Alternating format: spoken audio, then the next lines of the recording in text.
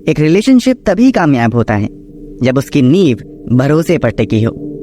यही भरोसा जब थोड़ा भी डगमगाता है तो इसका परिणाम बहुत ही भयानक और कई बार जानलेवा तक हो जाता है। ऐसा ही कुछ पिछले दिनों मलेशिया में हुआ। एक मलेशियाई मॉडल ने अपने बॉयफ्रेंड को चाकुओं से घोंपकर मौत के घाट उतार दिया, वो भी बस जरा सा शक होने पर। तो आखिर इस पूरी घटना की कहानी क्या है?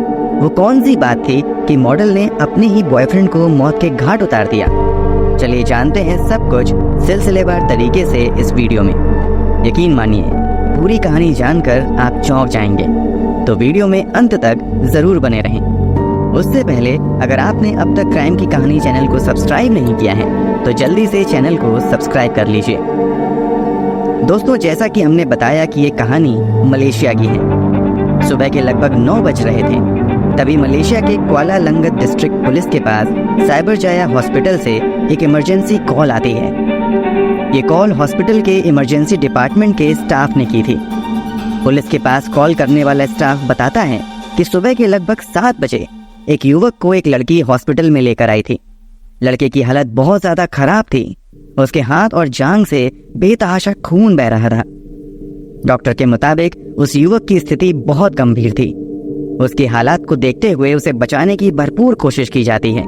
यहाँ तक कि लगभग 30 मिनट तक उसे CPR देकर बचाने का प्रयत्न किया जाता है, मगर सभी कोशिशें नाकाम हो जाती हैं और फिर 7:25 पर उस लड़के को मृत घोषित कर दिया जाता है। इस जानकारी के बाद पुलिस वाले अस्पताल में पहुंचते हैं और शव का पोस्टमार्टम करने के लिए भेज देते हैं। इसके अलावा लड़के की पहचान करने के लिए भी कोशिश शुरू कर दी जाती है। शुरुआती जांच में ही पता चल जाता है कि मरने वाले लड़के का नाम गौशिगन विनेश्वरन है। पुलिस द्वारा जुटाई गई जानकारी के मुताबिक गौशिगन पेशे से एक फोटोग्राफर था। एक फोटोग्राफर से किसकी दुश्मनी हो सकती है और कौन उसे इतनी बेरहमी से मार सकता है, इस बात का पता लगाने के लिए अब पुलिस वाले अपनी जांच का दायरा बढ़ाते हुए गौशिगन के परिवार वालों और कुछ जानने वालों से संपर्क करते हैं। इस जांच में पुलिस वालों के सामने तामी आनंदन नाम की एक पार्ट टाइम मॉडल का नाम सामने आता है। कुछ सोर्सेज के मुताबिक तामी आनंदन मूल रूप से भारतीय हैं। हालांकि मलेशियाई न्यूज़ एजेंसी के मुताबिक तामी आनंदन और गौशिगन दोनों ही मलेशियाई मूल के ही हैं। खैर, इतना कुछ पता चलने के बाद कुछ दोस्तों से पता चलता है कि तामी आनंदन एक पार्ट टाइम मॉडल है। इसके अलावा तामी आनंदन ने मेडिकल की भी पढ़ाई की थी, मगर उसने डॉक्टरी को अपना पेशा बनाने की बजाय मॉडलिंग के क्षेत्र में अपना करियर बनाने का फैसला किया। दूसरी तरफ गौशिगन पार्ट टाइम फोटोग्राफर के तौर पर काम किया करता था।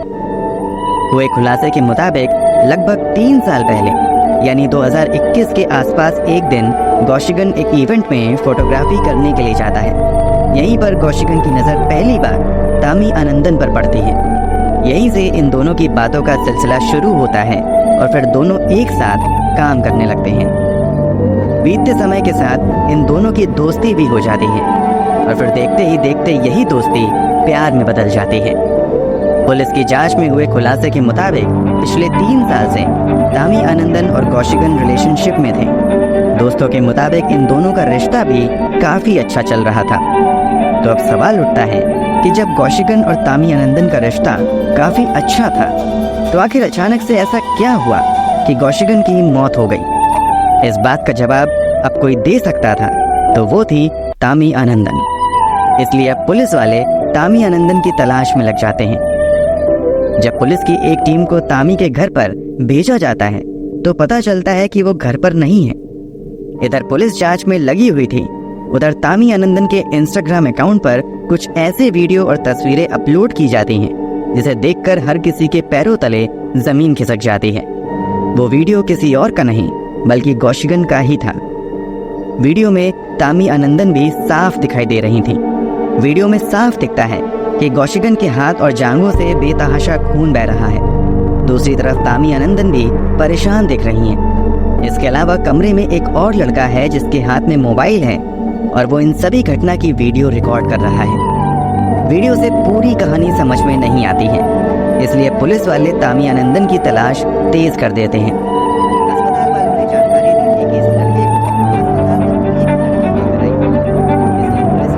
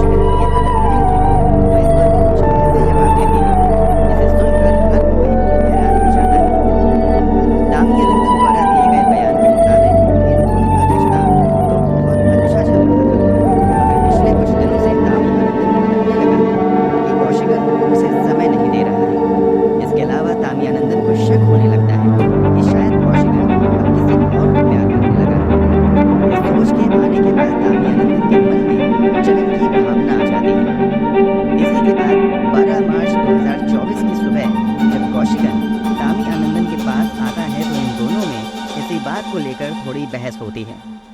इसी बहस के बीच तामी आनंदन एक चाकू निकालती हैं और इस चाकू से कौशिगन की कलाई पर जोरदार वार करती है, जिससे कौशिगन की कलाई से बेतहाशा खून बहने लगता है।